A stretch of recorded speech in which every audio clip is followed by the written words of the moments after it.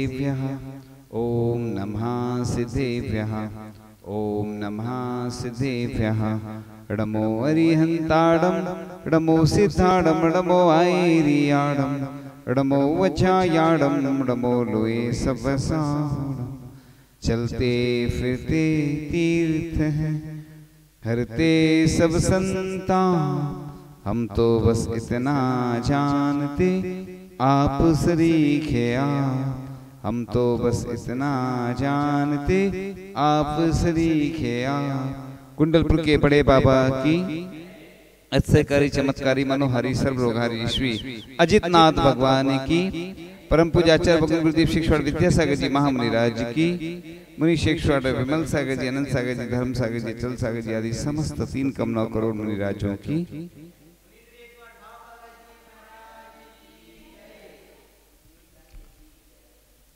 आज सभी उपस्थित हुए हैं उस वाणी का लाभ लेने जो वाणी दिव्य ध्वनि के रूप में प्रसारित होते हुए क्रम से पहुंचती है और उसी वाणी का रसास्वादन करने के लिए सभी लोग एकत्रित होते हैं।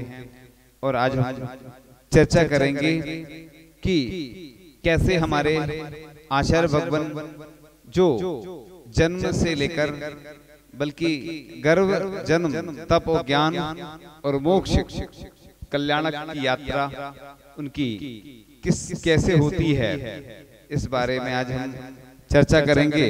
तो आचार्य भगवान महान कैसे बने और जब आचार्य भगवान का जन्म हुआ उसके पूर्व में जो माँ थी उसको उनको स्वप्न आता है और स्वप्न आते हुए वह चारण रिद्धिधारी मुनिराजों को आहार देने का प्रसंग ऐसा स्वप्न में घटित होता है।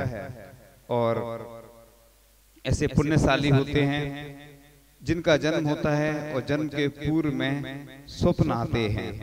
और इसके बाद जब जन्म होता है तो जन्म होने के बाद किसी बालक का जन्म होने के बाद उतना वजन जो रहना चाहिए जैसा उस प्रकार नहीं रहता है, लेकिन जब उधर अस्पताल में जब देखती हैं वह जो नर्स बोलते हैं जिनको, वह देखती है तो आश्चर्यचकित होकर रह जाती हैं कि बालक का जन्म जब होता है तो ऐसा वजन किसी बालक का देखा नहीं गया।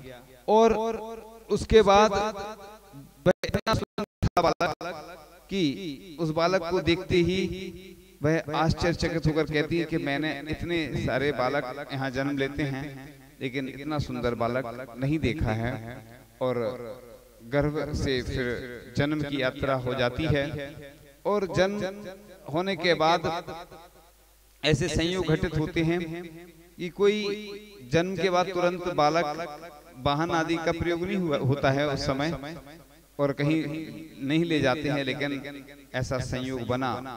और इसके बाद जब आचार्य भगवान ब्रह्मचर्य व्रत लेने के लिए जाते हैं उस समय बहुत सारी ऐसी कठिनाइयां आती हैं उनको कि एक बार जब वो व्रत लेने जा रहे थे रास्ते में और कई दिन का सफर हो जाता है, 2-3 दिन का, और सफर होते होते अब एक स्थान पर पहुंच जाते हैं और पूजन आदि करते हैं, जल भर के लाते हैं। और जल भरने के बाद बहुत गर्मी थी, कई बार दुपट्टा गीला करते हैं, ओढ़ लेते हैं, दुपट्टा सूख जाता है, इतनी गर्मी है। और फिर उधर भोजन आदि की व्यवस्था नहीं होती है, 2-3 उपवास हो गए थे रास्ते में। और फिर उसके बाद पानी जल ग्रहण करके ही काम चला लेते हैं।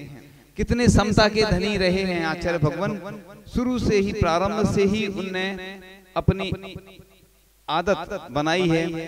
जो गुण मुनि महाराज में होते हैं उन्होंने बचपन से ही ऐसे संस्कार दिए अपने जीवन को इतना उन्नत बनाया कि कैसे भूख प्यास आदि को सहन करना, कष्टों को कैसे सहन करना। फिर वह पहुंच जाते हैं और बहुत मेहनत करते हैं। मेहनत तो बहुत सारे लोग ऐसे हैं जीवन में बहुत सारी कठिनाइयां और अन्य परेशानियों का सामना लोग करते हैं, लेकिन आचार्य भगवान जब पूज्य ज्ञान सागर जी महाराज के पास जब पहुंचते हैं तो पहुंचते ही बहुत सारी ऐसी परीक्षाएं होती हैं, लेकिन पूज्य ज्ञान सागर जी महाराज भी वयोवृद्ध थे और लगभग चौगनी अवस्था थी उनकी, और इतनी उम्र का अंतर होते हुए भी आचार्य महाराज बड़ी तत्परता से उनकी सेवा वैयावृत्ति आदि करते थे।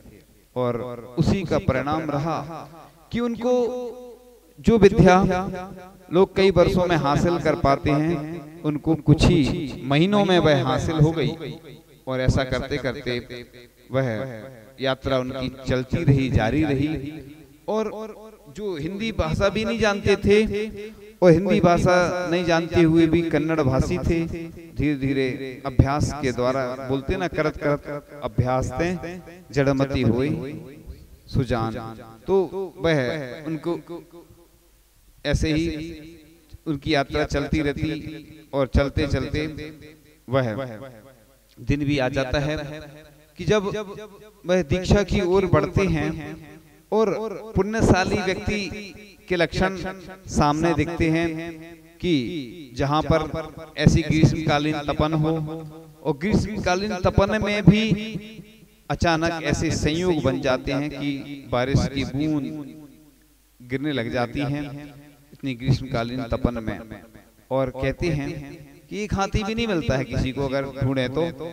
और लेकिन उधर जब ऐसी संयोग बन जाता है कि जो भागचंद जी सोनी थे उनके पास वो सर्कस वाले आ जाते हैं कि हमें जमीन चाहिए, तो ये भी शर्त रख देते हैं कि हमारे यहाँ रिक्शा का आयोजन होना है और आप हमें हाथी की आवश्यकता है, आप हाथी दे दें तो हम आपका भी काम कर देंगे। और संयोग बन जाता है ऐसा। तो जब गर्भ की क्रियाएं प्रारंभ हुई तो वो तो हमने बताया ही, फिर उसके बाद जन्म हुआ, फिर तप की ओर बढ़ते हुए वह जब केस लॉन्च करते हैं और वह धार निकलती है खून, क्योंकि प्रथम बार केस लॉन्च करना और युवावस्था में ऐसे बाल होते हैं कि कड़े बाल होते हैं और हाथों से रक्त की धार निकलने लगती है। और धीरे धीरे तब कल्याणक की क्रियाएं हो जाती हैं और आचार्य भगवान की साधना चलती रहती है अनवरत रूप से।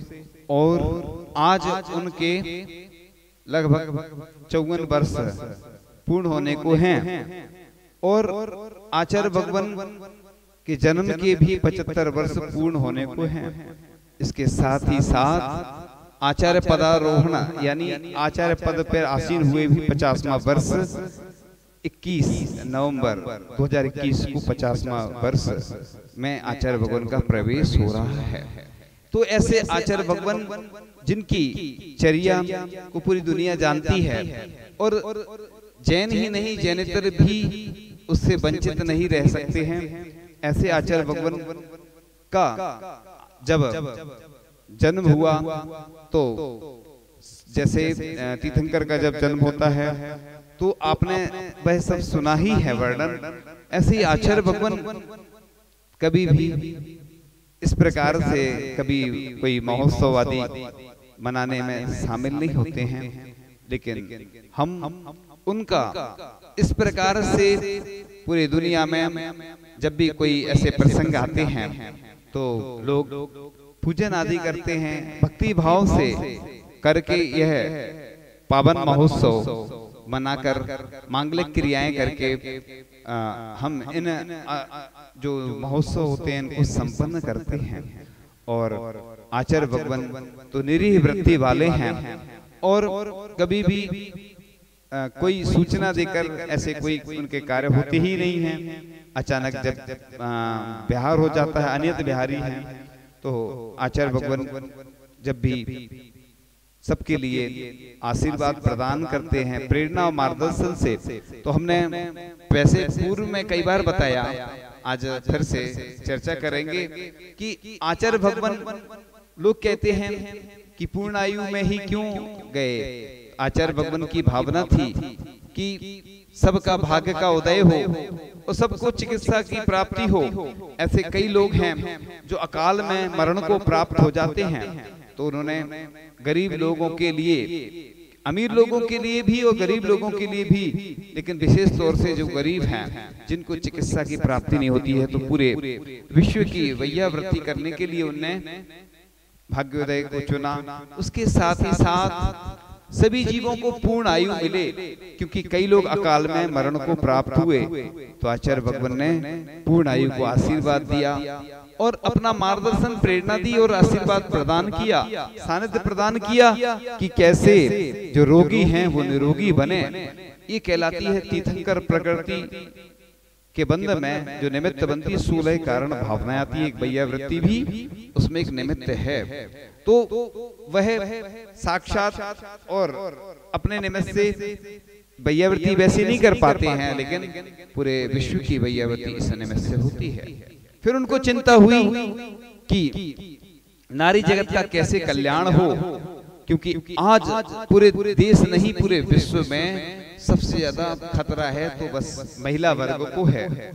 जहां भी आज घटनाएं घटित हो जाती हैं, कहीं भी जाती हैं महिलाएं, तो आचार्य भगवान को लगभग 2004 की बात है, 2004 से ही उन्होंने ये योजना बनाना प्रारंभ कर दी थी कि एक ऐसी शिक्षा स्थली का निर्माण हो कि जिससे पूरे देश के जो महिला वर्ग है या बालिकाएं हैं, उनको शिक्षा के साथ हमें संस्कार देना है।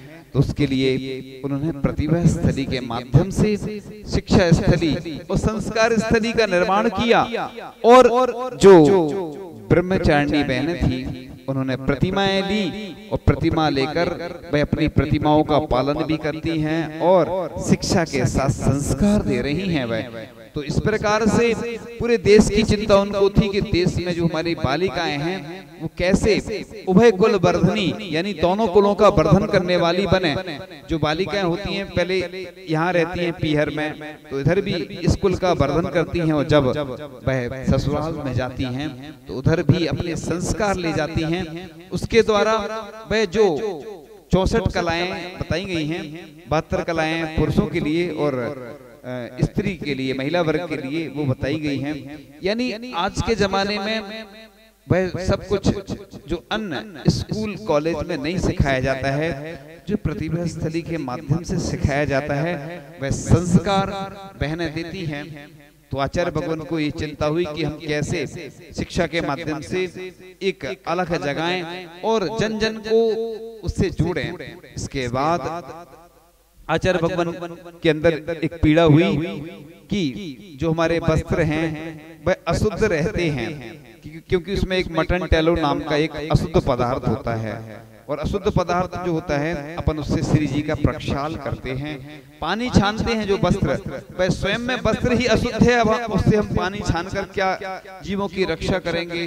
पहले से ही जीवों का मरण हो जाता है जिन अशुद्ध वस्त्रों के द्वारा, और हम पानी छानकर क्या अहिंसक संदेश दे सकते हैं इस देश के लिए। तो उन्होंने फिर आचार्य भगवान ने उपदेश दिया कि हथकरघा के माध्यम से रोजगार की भी प्राप्ति होगी, और उसके साथ ही साथ लोगों को जो श्री जी का प्रक्षाल करते हैं शुद्ध वस्त्र के द्वारा ही प्रक्षाल हो, और जो पानी छानने का वस्त्र हो वह भी शुद्ध हो, और भी जो वस्त्र पहनते हैं। इसके साथ ही साथ उनको जब चिंता हुई कि कैसे हमारे जो युवा पीढ़ी है और भटक रही है, और शिक्षा तो मिलती है उसको, लेकिन वह जाते हैं तो कई बार रात्रि में भोजन करना पड़ता है, और भी मंदिर आदि के दर्शन नहीं होते हैं। तो उन्होंने अनुशासन और अन्य ऐसी कई संस्थाएं हैं, अन्य भोपाल दिल्ली आदि में, इस प्रकार से आशीर्वाद दिया आचार्य भगवान ने कि एक संत जिसको चिंता है जो अरहंत बनने की ओर अग्रसर हैं, लेकिन उनको चिंता है कि कैसे हमारे इस जन जन का कल्याण हो। एक व्यक्ति होता है, उसको अपने वंश की चिंता होती है, अपने परिवार की होती है, लेकिन आचार्य भगवान को पूरे विश्व की चिंता रहती है कि कैसे इस जो हमारी पीढ़ी है वह लाभान्वित हो। फिर उनको चिंता हुई कि हमारे जो जीर्ण शीर्ण तीर्थ क्षेत्र हैं उनका उद्धार कैसे हो। तो उन्होंने, चाहे वह कुंडलपुर हो, चाहे वह अमरकंटक हो, चाहे नैमावर हो, चाहे रामटेक हो, आदि आदि अनेक तीर्थ क्षेत्र हैं, वहां पर पाषाण के जिनालय निर्मित हो रहे हैं। क्योंकि लोग भजन में गाते थे, छोटा सा मंदिर बनाएंगे, वीर गुण गाएंगे। तो फिर हमने चेंज कर दिया, लोग कंजूस हैं, भावना भा रहे हैं भजन में, उसमें भी कंजूसी करते। तो हमने कहा सुंदर सा मंदिर बनाएंगे, प्रभु गुण गाएंगे, सुंदर सा मंदिर बनाएंगे हम। तो आचार्य भगवान की कल्पना उनके अंदर उनने ऐसी भावना भाई आचार्य भगवान ने कि आगे आने वाली पीढ़ी, आगे आने वाली युवा पीढ़ी मंदिर नहीं बनाएगी, मोबाइल खरीदेगी, कार खरीदेगी, अच्छे मकान खरीदेगी, बंगला खरीदेगी, कारखाने और सब लगाएगी, लेकिन मंदिर कोई नहीं बनवाएगा। इसलिए उनको चिंता हुई कि हजारों साल तक हमारे जिन बिंब कैसे सुरक्षित रहें। इसलिए उनको चिंता हुई कि पाषाण के जिनालय बनवाना चाहिए, जिसका पुण्य लिखा है, अनंत गुना पुण्य लिखा है पाषाण के जिनालय का। इसलिए उन्होंने प्रेरणा दी कि अष्ट धातु की प्रतिमा हो, क्योंकि अष्ट धातु की जहां जहां अनुकूलता होती है तो अष्ट धातु की प्रतिमा हजारों वर्ष तक सुरक्षित रहेगी, क्योंकि वो उतनी जल्दी उसमें नुकसान नहीं होता है। लेकिन पाषाण की प्रतिमा को कोई भी नुकसान जल्दी पहुंचा सकता है। तो पाषाण की प्रतिमाएं या अष्ट धातु की प्रतिमाएं विराजमान करके पाषाण के जिनालय बनाने के लिए प्रेरणा दी।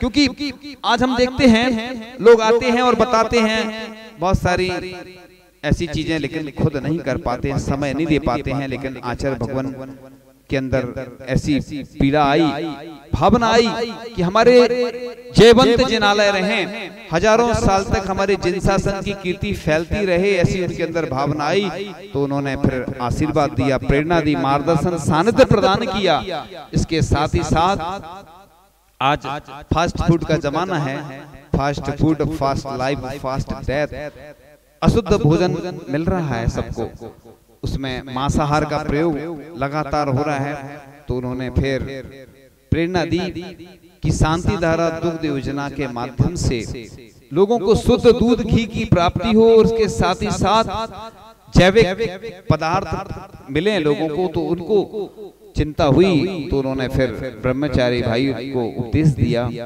और प्रेरणा दी। तो सभी लोग इस कड़ी से जुड़े लगातार। वर्तमान में आपने देखा होगा जब बीमारी आई, कितने लोग हमारे बीच से चले गए, अशुद्ध पदार्थ के कारण ऐसी स्थितियां बनी। तो आचार्य भगवान ने सोचा कि आगे और हमारा भविष्य, कम से कम भविष्य में इस प्रकार के रोग ना आए, उनके लिए आचार्य भगवान ने शांति धारा दुग्ध योजना के माध्यम से आशीर्वाद दिया। यानी एक संत को कितनी चिंता है जन जन के कल्याण की, जन जन की भावना की। व्यक्ति स्वार्थी होता है, हम देखते हैं कि अपने लिए सब कुछ करता है, अपने परिवार के लिए करता है, लेकिन जब बात आती है समाज की तो बस वह दूर हो जाता है। क्यों हो जाता है? क्योंकि उसका स्वार्थ होता है। क्योंकि हमारा परिवार है, हम जो प्रॉपर्टी इकट्ठी कर रहे हैं, हमारा वंश चलेगा, हमारे नाम से वह प्रॉपर्टी रहेगी, हमारा नाम होगा। लेकिन आचार्य भगवान को चिंता है कि हमारे इस भारतीय संस्कृति को हमें सुरक्षित रखना है। जैसे आचार्य भगवान उदाहरण देते बंडा का, कि बंडा में बीज रखे जाते हैं, सुरक्षित रखे जाते हैं। बीज राख फल भोग वे, ज्यों किसान जगमाहि। तो आचार्य भगवान एक बहुत अच्छा उदाहरण देते हैं। तो आचार्य भगवान ने इस देश और दुनिया के लिए जो दिया है वह किसी से छुपा नहीं है, और आचार्य भगवान का एहसान हम चुका ही नहीं सकते हैं।